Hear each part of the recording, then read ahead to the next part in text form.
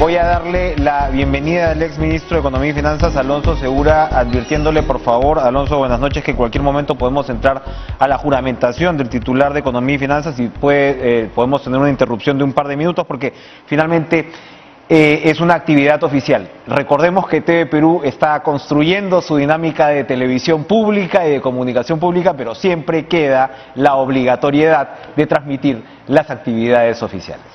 ¿Qué tal, Alonso? Buenas noches, gracias por estar con nosotros. Usted que está al día, ¿qué impacto ha tenido en la economía estas fiestas patrias, este bicentenario? Bueno, impacto económico, imagino te refieres, ¿no? Así es. Ha sido, sí, por favor. bueno, ha sido, sí, digamos, lo que se ha visto hoy día a nivel de indicadores, digamos, financieros, de mercados, tipo de cambio, bolsa de valores, acciones que cotizan en la bolsa de Nueva York, riesgo país, ha sido virulenta, no ha sido brutal, ¿no? El tipo de cambio pues se fue a 4.05, pese a que el Banco Central entre venta de dólares y uso de derivados intervino con más de 500 millones, equivalente a más de 500 millones de dólares, que es muchísimo. Igual se fue a 4 dólares con 0.5, 0.6, 4 soles con 0.5, 0.6. El riesgo país saltó muy fuerte, hay acciones que han caído más de 10%, entonces ha sido algo realmente dramático, ¿no? El tema es que estas son las variables que observamos, ¿no? De continuar este nivel, digamos, de incertidumbre o de percepción negativa sobre las decisiones que toma el gobierno. Eso se va a ver en inversión en sector real, inversión privada, la que genera, bueno, esto genera puestos de trabajo también, pero la que vemos directamente, que es la que genera empleo, genera actividad económica, ¿no? Entonces, parte de eso es que no haya ministro de Economía, que como dices, en un momento va a juramentar, pero parte es otro tipo de decisiones, ¿no? Incluyendo la conformación de ese gabinete, ¿no? Un ministro de Economía no opera en un vacío, ¿no? Es parte de un cuerpo, no es un ministro muy importante, pero tiene que interactuar con una serie de otros sectores, ¿no? Y preocupa mucho pues las decisiones que han tomado en el nombramiento de estos ministros, ¿no? Ministros mayormente. Así es, muy mayormente. Si es Franque, digamos, como todo indica. De hecho, el primer ministro ha tuiteado que reitera su apoyo a Franque para las políticas de estabilidad, o sea, como diciendo, de hecho, pues Franque se fue ayer, ¿no? Anoche, o sea, es decir, no había acuerdos, evidentemente, ¿no? En muchos temas, y ahora, bueno, él remarca que se le va a dar, de todas maneras, esa potestad. Pero si es Franque, ¿ayuda, digamos, para estabilizar en algo estos indicadores que usted describe? Mira, yo creo que sí, porque ya digamos, en general había venido trabajando hace muchas semanas como asesor principal del gobierno en materia económica, se descontaba que él iba a ser el ministro. Ayer finalmente decidió no juramentar. Lo que hemos visto ayer ha sido lamentable, digamos, una situación lamentable de parte del gobierno. No juramentar el 28, tener que hacerlo el 29, hacerlo 2-3 horas más tarde, con ministros que no juramentaron, denota un nivel de improvisación y responsabilidad sin nombre, ¿de acuerdo?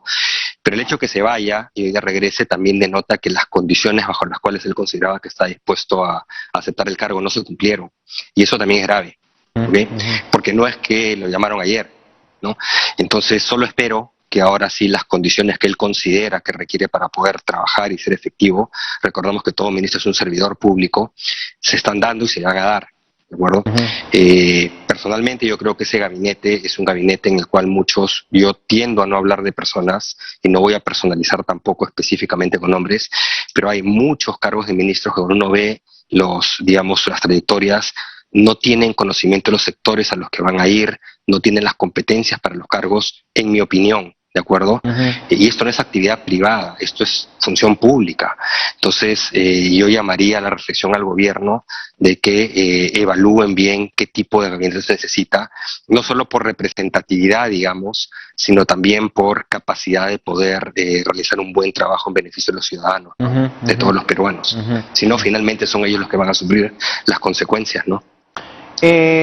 Está, digamos, en el ambiente el tema de la constituyente, ¿no? El presidente presentó su figura, ¿no? Usted, Alonso, fue voceado como ministro de Economía y Finanzas, y nosotros hemos tenido conversaciones aquí mismo, en otro medio, en un medio digital, sobre lo que usted pensaba, y era muy interesante lo que pensaba, por ejemplo, del modelo, entre comillas, boliviano, que tanto parece inspirar, ¿no?, algunos personajes de Perú Libre, digamos, usted encuadraba muy bien la realidad de nuestro país frente a esas inspiraciones.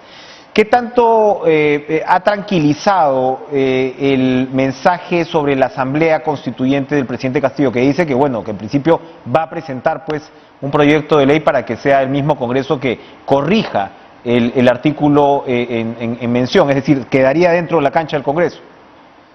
Y mira, lamentablemente acá también hay muchos mitos, ¿no? Como te dije, aquellos que ven países como Bolivia, Ecuador, yo creo que ya nadie, Venezuela, ¿no? Argentina, no se dan cuenta que tienen resultados económicos muy por debajo de los de Perú, pero también resultados en indicadores sociales e institucionales muy por debajo de los de Perú, con todas las falencias y las brechas que tenemos, porque eso también hay que reconocerlo. Entonces creo que hay muy poco que pudiésemos querer imitar o que debiéramos imitar. Ahora, una asamblea constituyente trae mucha incertidumbre. Estás hablando de cambio de las reglas de juego principales bajo las cuales se rige no solo la condición de actividades económicas, sino la sociedad en general. Entonces, va a generar incertidumbre. Entonces, creo que ha sido importante que en el mensaje diga que van a ir a través del Congreso. Esperemos que eso se respete y que no traten de generar presiones a través de la calle, digamos, como para tratar de forzar realmente que haya una decisión que induzca a esta Asamblea Constituyente. Yo creo que hay que hacer cambios de políticas. Algunos, cuando hemos sido autoridades públicas, hemos buscado y hemos implementado algunos de esos cambios, seguramente con errores, reformas educativas, mayor política social, diversificación productiva, y así les podría decir otras. Creo que hay que profundizar en esa senda, pero eso no es o sea, que no se haya hecho antes, o el que no se haga con todo digamos, en los últimos años, con todo el impulso que debió hacerse, no es un tema constitucional, es un tema de políticas públicas al amparo y de autoridades, decisiones de autoridades. Entonces yo creo que no hay que confundir.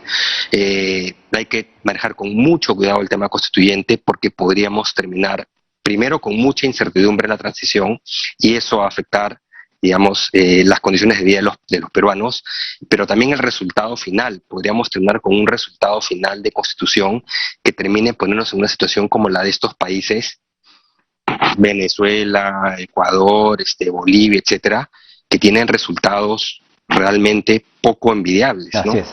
Y ojo, no digo solo en lo económico, en la macro, que tú dices, digo en lo social, en lo institucional.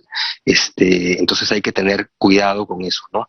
Yo creo que tienen que hacerse una discusión, eso sí es positivo que lo había dicho en el discurso, a nivel de Congreso Ejecutivo, que se identifique qué cambios puntuales. Yo abandonaría la idea de una constituyente y trataría de ir por cambios puntuales en temas que realmente mejoren la Constitución, no simplemente cambiarla por ideología, ¿no? Ahora, No por prejuicio.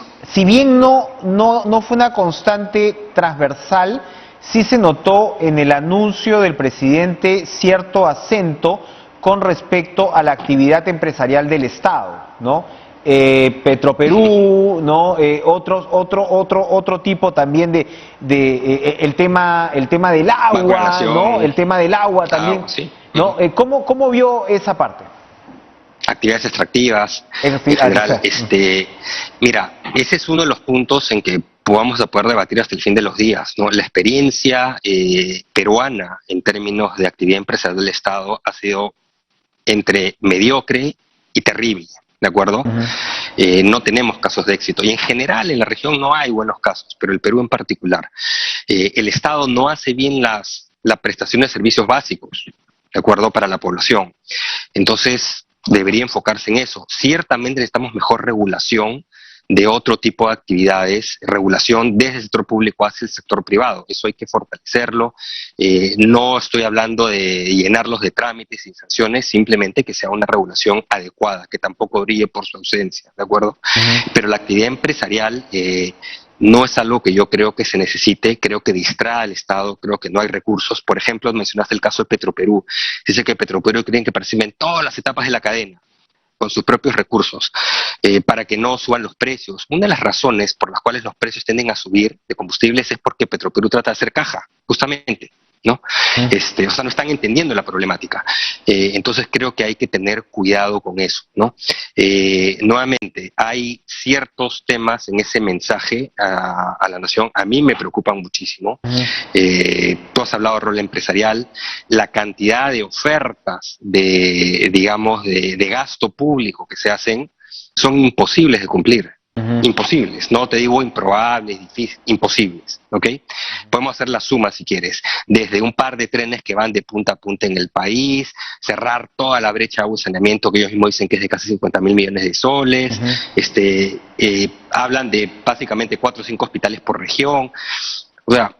Ahí hay algo interesante, sí, hoy anunció otro hospital el presidente, pero hay algo interesante, Alonso, porque por ejemplo, cuando hablas de la brecha de agua y saneamiento en particular, que es una deuda social gigantesca, ¿no? en el Perú, estamos hablando además de las empresas prestadoras de servicios regionales que, según entiendo, la que más o menos mejor funciona es Sedapal, con todos sus problemas, ¿no? Pero tienes claro, todas estas EPS que en realidad son grandes botines de puestos públicos, ¿no?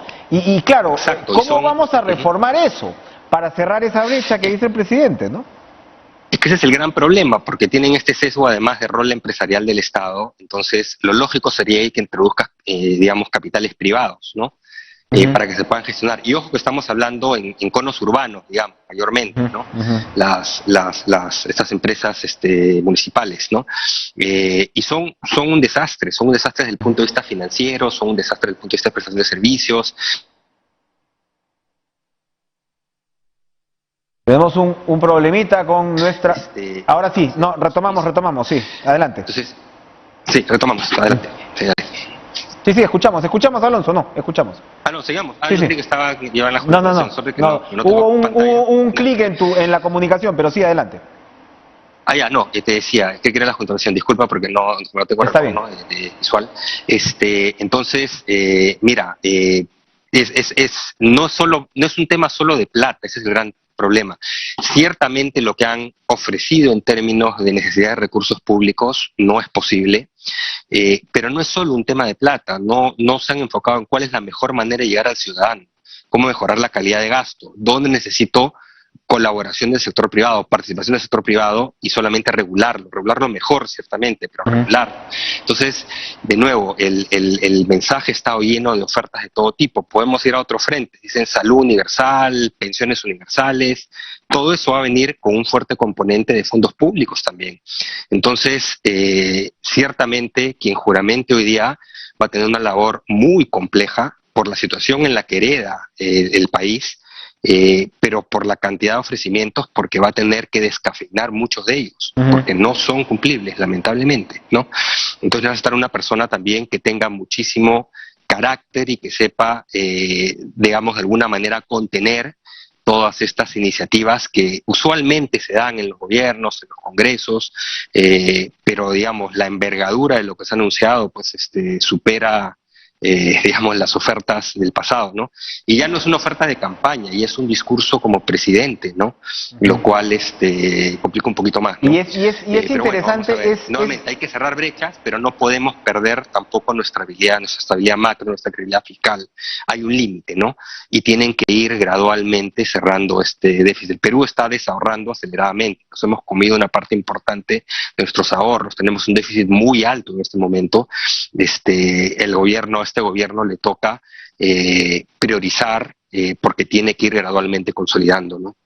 Bueno, vamos a esperar, gracias Alonso Segura, vamos a esperar pues la juramentación que esperamos se dé, es inminente, entiendo yo, del ministro de Economía y Finanzas para poder también entender un poco mejor importantes puntos que nos señala usted esta noche. Gracias por estar con nosotros. Enrique, solo un comentario. Sí, claro. Lo que ha ocurrido hoy día en mercados ha sido muy grave, ¿no? Y yo creo que las autoridades, empezando por el ministro de Economía, tienen que tomarlo muy en serio, ¿no? De que tienen que hacer importantes correcciones en varios frentes de lo que se ha visto en los últimos 2 días. Nada más quería decir esto. Muchísimas gracias por la invitación. Vale remarcar el punto. Vamos a ir a una pausa y regresamos.